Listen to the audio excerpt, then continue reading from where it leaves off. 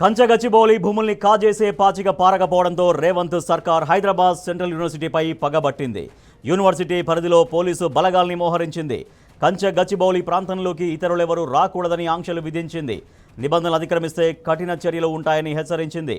ఇప్పటికే 54 మంది హెచ్సియు విద్యార్థుల్ని అరెస్టు చేసిన సర్కార్ కేసులు పెట్టి వారిని వేధిస్తోంది.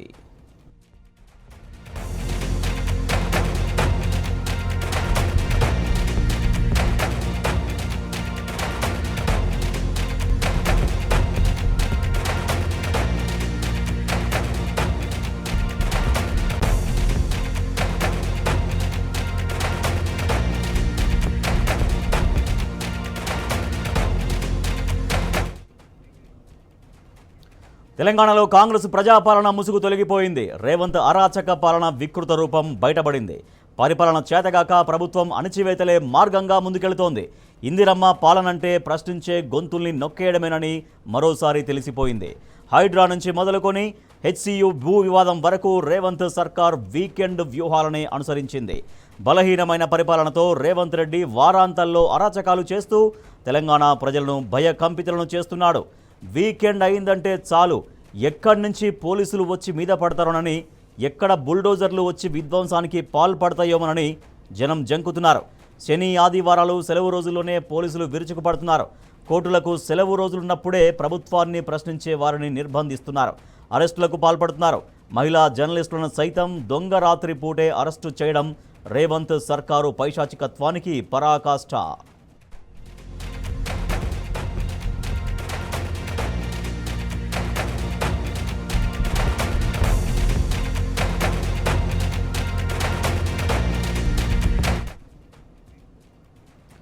తెలంగాణలో రేవంత్ సర్కారు వచ్చిన తర్వాత వీకెండ్ అన్న పదానికి అర్థమే మారిపోయింది. ఇంతకుముందు వీకెండ్ అంటే సరదాకు అర్థంగా ఉండేది. కానీ ఇప్పుడు వీకెండ్ అంటే హర్రర్ సినిమాను తలపిస్తోంది. హైడ్రా మూసీ ప్రక్షాళన మొదలుకొని తాజాగా హెచ్సియు వివాదం వరకు రేవంత్ సర్కార్ వీకెండ్స్లోనే అరాచకాలకు పాల్పడుతూ వస్తోంది. కోర్టులకు సెలవు రోజులను చూసుకొని వ్యూహాత్మక విధ్వంసానికి పాల్పడుతోంది. హైడ్రా కూల్చివేతలు, మూసీ ప్రక్షాళన పేరుతో విధ్వంసాలన్నీ వీకెండ్స్ సెలవు రోజుల్లోనే జరిగాయి. రేవంత్ సర్కారు వైఖరిపై హైకోర్టు సైతం మండిపడింది. కోర్టులు తిట్టినా కూడా రేవంత్ ప్రభుత్వ వైఖరి మారడం లేదు. తాజాగా హెచ్సియులో ఉగాది పండగ రోజు పచ్చటి అడవిని నాశనం చేసే పనికి పూనుకుంది. సుప్రీంకోర్టు మొట్టికాయలు వేసేదాకా వన మేధం కొనసాగించింది.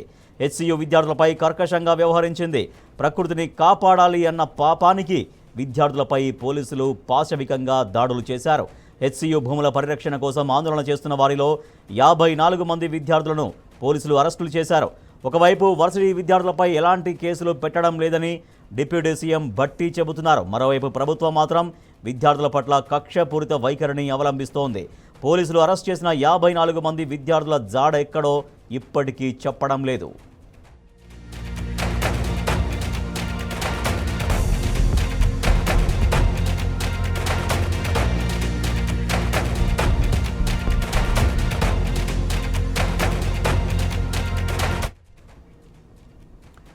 ప్రశ్నిస్తే పాపం, నిలదీస్తే నేరం.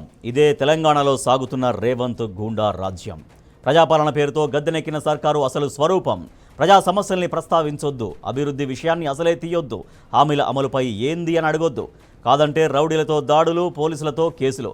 జర్నలిస్టుల కళలపై కత్తులు కవాతు చేస్తున్నాయి. ప్రశ్నించే అక్షరాన్ని అదరగొడుతున్నాయి. నిలదీసే గళాన్ని నిట్ట నిలువునా పాతే ప్రయత్నం చేస్తున్నాయి.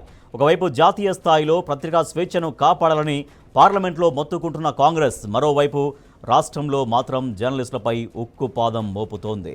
అడుగడుగునా ప్రజా హక్కుల హననం చేస్తోంది. ఒక్క మాటలో చెప్పాలంటే ఇది ప్రజాస్వామ్యం ముసుగులో ఎమర్జెన్సీ.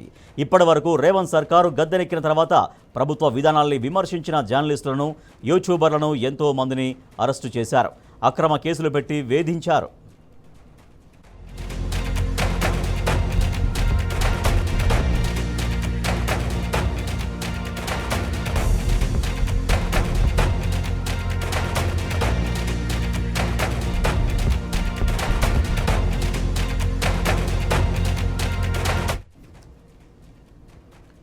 తెలంగాణలో కాంగ్రెస్ అధికారంలోకి వచ్చిన తర్వాత పౌర హక్కులు ప్రమాదంలో పడ్డాయి. ప్రజాస్వామ్యాన్ని ఖూనీ చేస్తూ రేవంత్ రెడ్డి రాజ్యాంగాన్ని అవహేళన చేస్తున్నారు.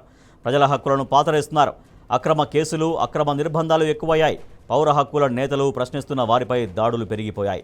అసెంబ్లీ ఎన్నికల ముందు కాంగ్రెస్ ప్రజలకు ఇచ్చిన వాగ్దానాలు 6 గ్యారెంటీలపై నిలదీస్తున్న వారిపై అక్రమ కేసులు పెడుతున్నారు.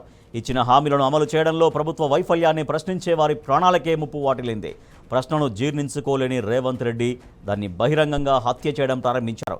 తాజాగా హెచ్సియు భూముల పరిరక్షణ కోసం ఉద్యమించిన విద్యార్థులపై కూడా రేవంత్ సర్కారు నియంతలా వ్యవహరిస్తున్నారు. భూముల్ని కాజేసే కుట్రలు పారకపోవడంతో వర్సిటీపై ప్రతీకారంతో రగిలిపోతున్నారు.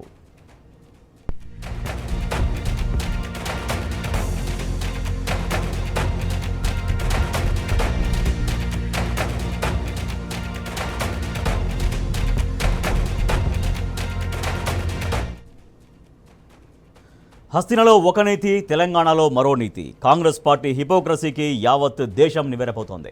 రేవంత్ సర్కారు మాత్రం నవ్విపోదురుగాక నాకేమి సిగ్గు అన్నట్టు వ్యవహరిస్తోంది. ఒక పక్క కాంగ్రెస్ ఎంపీ కేసీ వేణుగోపాల్ రాజ్యసభలో పత్రికా స్వేచ్ఛపై నీతులు చెబుతున్నారు. మోడీ సర్కారు జర్నలిస్టులను, యూట్యూబర్లను అరెస్టు చేస్తోందని విమర్శిస్తున్నారు. కానీ మరోపక్క తెలంగాణలో ప్రభుత్వాన్ని ప్రశ్నిస్తున్న జర్నలిస్టులను రేవంత్ రెడ్డి బట్టలుడదీసి కొడతానని అసెంబ్లీలోనే బెదిరిస్తున్నారు. Therefore, this is a clear-cut, systematic attack on freedom of expression is happening.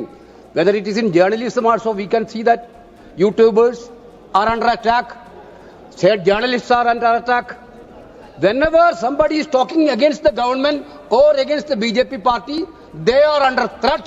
The entire machinery of Sangh Parivar and BJP are behind them. Therefore, this is going to ruin our democratic values, madam. అందుకే అధ్యక్ష తమరు కూడా అక్కడి నుంచి ఆదేశాలు ఇవ్వండి. దీని మీద చర్చ జరగాలి. మీడియా మిత్రులకు కూడా నేను అడుగుతున్నా, మీ సంఘాలు ఏవైతున్నాయో సంఘాల నాయకులను కూడా అడుగుతున్నా, ఎవరో జర్నలిస్టులు లిస్ట్ ఇవ్వండి. జర్నలిస్ట్ అనే పదానికి డెఫినేషన్ ఏందో ఇవ్వండి, ఆ లిస్ట్ ఇవ్వండి. ఆ లిస్టులో ఉన్నోళ్ళు ఇట్లా తప్పు చేస్తే ఏం శిక్షిస్తారో మీరు నిర్ణయించండి. ఆ లిస్టులో లేనోడు జర్నలిస్ట్ కాడు, జర్నలిస్ట్ కానోడిని క్రిమినల్ కిందనే చూస్తాము. ఆ క్రిమినల్స్ని ఎట్లా జవాబు చెప్పాలనో గట్లనే చెప్తాం. ముసుగేసుకొని వస్తే ముసుగు ఊడవికి బట్టలు గుడ్డలు ఊడదీసి కొడతా అని చెప్తున్నా. నేను తమాషా చేయొద్దు. నేను కూడా మనిషిని, నాకు చీమునెత్తురుంది. అన్నిటికీ బరాయించుకుంటే తప్పులని అన్నిటిని మోసుకుంటే ఏదో కుర్చీలు ఉన్నా కాబట్టి ఊరుకుంటా అనేమన్నా ఏషాలు ఏదలుచుకోరు. అన్ని చట్టపరంగానే చేస్తా. చట్టాన్ని పరిధిని ఏం దాటను. ప్రతిదానికి ఒక శిక్ష, ఒక విధానం ఉంది. ఏది కూడా పరిధి దాటను. ఎందుకంటే నేను ముఖ్యమంత్రిని. చట్ట పరిధిలోనే అన్ని శిక్షలు ఉంటాయి.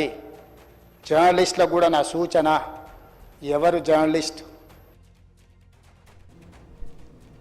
ప్రతిపక్షంలో ఉన్నప్పుడు పత్రికా స్వేచ్ఛ గురించి నీతులు చెప్పిన రేవంత్ రెడ్డి అధికారంలోకి రాగానే ఊసరవెల్లిలా రంగు మార్చేశారు. ప్రభుత్వాన్ని ప్రశ్నించే జర్నలిస్టులు, యూట్యూబర్లపై కాంగ్రెస్ సర్కారు ఉక్కుపాదం మోపుతోంది. అరెస్టు చేసి జైలుకు పంపించడం జరిగింది. ఇది పూర్తిగా జర్నలిస్టుల మీద, జర్నలిజం మీద జరిగిన దాడి. ఇది ఆర్థిక నేరాలకు సంబంధించింది కాదు. అందుకే అధ్యక్ష తమరు కూడా అక్కడి నుంచి ఆదేశాలు ఇవ్వండి. దీని మీద చర్చ జరగాలి. మీడియా మిత్రులకు కూడా నేను అడుగుతున్నా, మీ సంఘాలు ఏవైతున్నాయో సంఘాల నాయకులను కూడా అడుగుతున్నా, ఎవరో జర్నలిస్టులు లిస్ట్ ఇవ్వండి. జర్నలిస్ట్ అనే పదానికి డెఫినేషన్ ఏందో ఇవ్వండి, ఆ లిస్ట్ ఇవ్వండి. ఆ లిస్టులో ఉన్నోళ్ళు ఇట్లా తప్పు చేస్తే ఏం శిక్షిస్తారో మీరు నిర్ణయించండి. ఆ లిస్టులో లేనోడు జర్నలిస్ట్ కాడు, జర్నలిస్ట్ కానోడిని క్రిమినల్ కిందనే చూస్తాము. ఆ క్రిమినల్స్ని ఎట్లా జవాబు చెప్పాలనో గట్లనే చెప్తాం. ముసుగేసుకొని వస్తే ముసుగు ఊడవికి బట్టలు గుడ్డలు ఊడదీసి కొడతా అని చెప్తున్నా. నేను తమాషా చేయొద్దు. నేను కూడా మనిషిని, నాకు చీమునెత్తురుంది. అన్నిటికీ బరాయించుకుంటే తప్పులని అన్నిటిని మోసుకుంటే ఏదో కుర్చీలు ఉన్నా కాబట్టి ఊరుకుంటా అనేమన్నా ఏషాలు ఏదలుచుకోరు. అన్ని చట్టపరంగానే చేస్తా. చట్టాన్ని పరిధిని ఏం దాటను. ప్రతిదానికి ఒక శిక్ష, ఒక విధానం ఉంది. ఏది కూడా పరిధి దాటను. ఎందుకంటే నేను ముఖ్యమంత్రిని. చట్ట పరిధిలోనే అన్ని శిక్షలు ఉంటాయి. జర్నలిస్టులకు కూడా నా సూచన, ఎవరు జర్నలిస్ట్ 6 గ్యారెంటీల అమలు గురించి ప్రశ్నిస్తే తప్పు, అభివృద్ధి సంక్షేమం గురించి నిలదీస్తే తప్పు, ప్రజా సమస్యల్ని వెలుగులోకి తెస్తే తప్పు. ప్రభుత్వాన్ని ప్రశ్నించే జర్నలిస్టులపై రేవంత్ రెడ్డి అక్రమ కేసులతో వేధిస్తున్నారు. ఇప్పటికే కాంగ్రెస్ సర్కారు ఎంతో మంది జర్నలిస్టుల్ని అరెస్ట్ చేసి బెదిరించింది. వారందరికీ బీఆర్ఎస్ అండగా నిలుస్తోంది. అక్రమ అరెస్టులకు వ్యతిరేకంగా పోరాడుతోంది. జర్నలిస్టులకు బీఆర్ఎస్ భరోసా ఇస్తోంది. జనం తిడితే, జనం ఆక్రోశిస్తే జనం గట్టిగా మాట్లాడితే జర్నలిస్టులను జైల్లో పెడతారా? జనం గట్టిగా మిమ్మల్ని నిరసిస్తే, జనం గట్టిగా మీ మీద గొంతు విప్పితే దాన్ని చూపెట్టిన పాపానికి ఇవాళ జర్నలిస్టులను జైలుకు పంపుతారా? ఒకరు ఇద్దరు కాదు, ఇప్పటికీ రేవంత్ రెడ్డి గారి ప్రభుత్వం వచ్చిన తర్వాత ఈ రాష్ట్రంలో ఒకరిద్దరు కాదు, సిద్దిరెడ్డి శ్రీనివాస్ రెడ్డి, గౌతమ్ పోతగోని, ఆకుల శ్రీనివాస్ రెడ్డి, యారా రంజిత్ రెడ్డి, రాజ్ కుమార్ నాయక్, సరితా యాదవ్, విజయారెడ్డి, రేవతి, తన్వి యాదవ్, శివారెడ్డి. అయితే వీళ్ళ మీద దాడులన్నా జరిగినాయి, లేదా వీళ్ళందరినీ కూడా జైలుకి పంపించారు. ఇంత నికృష్టంగా కేవలం ప్రభుత్వం మీద ఉన్న అసహనం ఏదైతే ప్రజల్లో ఉందో, ప్రభుత్వం మీద ఉన్న అభిప్రాయం ఏదైతే ప్రజల్లో ఉందో, దాన్ని అక్కడ మెయిన్ స్ట్రీమ్ మీడియా పట్టించుకోవట్లేదు కాబట్టి, ప్రధాన మీడియాని రేవంత్ రెడ్డి గారు మేనేజ్ చేస్తున్నారు కాబట్టి, వాళ్ళు చూపెడతలేరు కాబట్టి, ప్రజలు ప్రత్యామ్నాయ మీడియా అయిన డిజిటల్ మీడియాలో తమ ఆక్రోశాన్ని వెలగక్కితే, రేవంత్ రెడ్డి భాషలోనే రేవంత్ రెడ్డికి ఆయన స్థానాన్ని గుర్తు చేస్తే, ఇవాళ ఈ రకంగా మాట్లాడడం అనేది, ఈ రకంగా జర్నలిస్టులను జైల్లో పెట్టడం అనేది ఎంతవరకు మంచిదో ఆయన కూడా ఆలోచించుకోవాలి. రాష్ట్రంలో ఎక్కడ చూసినా ప్రభుత్వాన్ని ప్రశ్నించే జర్నలిస్టులపై అణచివేత ధోరణే కనిపిస్తోంది. ఇటీవలే జనగామ జిల్లా పాలకుర్తి నియోజకవర్గంలో నమస్తే తెలంగాణ రిపోర్టర్ కొండా సతీష్ను పోలీసులు అరెస్ట్ చేశారు. ప్రభుత్వాన్ని ప్రశ్నిస్తున్న కారణంతో సతీష్పై అక్రమ కేసులు పెట్టిన పోలీసులు మహబూబాబాద్ సబ్ జైలుకు తరలించారు. మాజీ మంత్రి ఎర్రబెల్లి దయాకర్ రావు జైల్లో ఉన్న సతీష్ను కలిసి భరోసా ఇచ్చారు. రేవంత్ ప్రభుత్వ నియంత వైఖరిని ఎర్రబెల్లి తీవ్రంగా తప్పుపట్టారు. తెలంగాణ విలేకరు సతీష్ మీద కేసు పెట్టడం జరిగింది. చాలా రోజుల నుంచి కాంగ్రెస్ వాళ్ళు పోలీసులతో చెప్పించి పోర్ట్ చేసి, నువ్వు ప్రభుత్వానికి వ్యతిరేకంగా పెట్టొద్దు, ఎమ్మెల్యేకి వ్యతిరేకంగా పెట్టొద్దని గతంలో ఎస్ఐ గారు నన్ను చాలా టార్చర్ చేశాడు.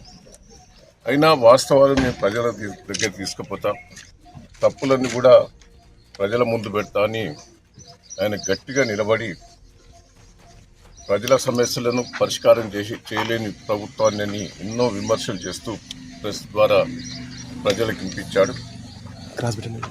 కొన్ని తొర్రూరు సంబంధించిన పెద్దవంగర పోలీస్ స్టేషన్లో కూడా కొంతమంది ఆడ ఎస్ఐ కానీ కానిస్టేబుల్ కొంతమంది అరాచకాలను కూడా బయట పెట్టాడు. అది కక్ష సాధింపుతో పెట్టి వాళ్ళ కుటుంబంలో చిన్న కేసు అయింది. ఇద్దరు అన్నదమ్ములు మాట అనుకున్నారు. ఈయన కూడా పిటిషన్ పెడితే అది పట్టించుకోలేదు. వాళ్ళు ఇచ్చిన పిటిషన్ వీళ్ళే ఫోర్స్ చేసి వాళ్ళ బ్రదర్ తోటి పిటిషన్ ఇప్పించి, అంటే ఎసుడి కేసు పెట్టారంటే చిన్న కేసు, అది బెయిలబుల్ రాకుండా కావాలని ఫ్రైడే రోజు చూసి, పండుగ రోజు హాలిడేస్ ఉంటాయి కాబట్టి 3-4 రోజులు బెయిల్ రాకుండా జైల్లో పెట్టాలని కాంగ్రెస్ వాళ్ళ ఫోర్స్ తోటి ఆడ ఎస్ఐ ఆడ ఎంబడిపడి జైల్లో పెట్టడం జరిగింది. దీన్ని ప్రతీకారం తప్పకుండా చూసుకుంటాం. ధైర్యంగా ఉండాలని కుటుంబ సభ్యులకు చెప్పడానికి వచ్చాను. నేను ప్రెస్ మీడియా మిత్రులకు, జర్నలిస్టులందరూ కూడా రిక్వెస్ట్ చేస్తున్నాను, ప్రతి ఒక్కరు దీన్ని ఖండించాలి. ప్రతి ఒక్కరు ఒక జర్నలిస్ట్ మీద ఇంత అరాచకంగా కేసు పెట్టారు. ఒక్కటి కాదు, మొన్న 2-3 మీద పెట్టారు. జర్నలిస్టుల మీద కూడా మా పాలకుర్తి నియోజకవర్గంలో పెట్టారు. ఇదే మహబూబాబాద్ జిల్లా పెట్టారు. అయిన దానికి కాందానికి జర్నలిస్టులను విపరీతంగా సతాయిస్తారు కాంగ్రెస్ పార్టీ వాళ్ళు పోలీసుల ద్వారా. దయచేసి జర్నలిస్టులందరూ కూడా స్పందించాలి, ప్రజలు కూడా స్పందించాలి. ఆ కుటుంబానికి అందరం కూడా అండదండలు ఉండాలని కూడా ఈ సందర్భంగా తెలియజేస్తుంది.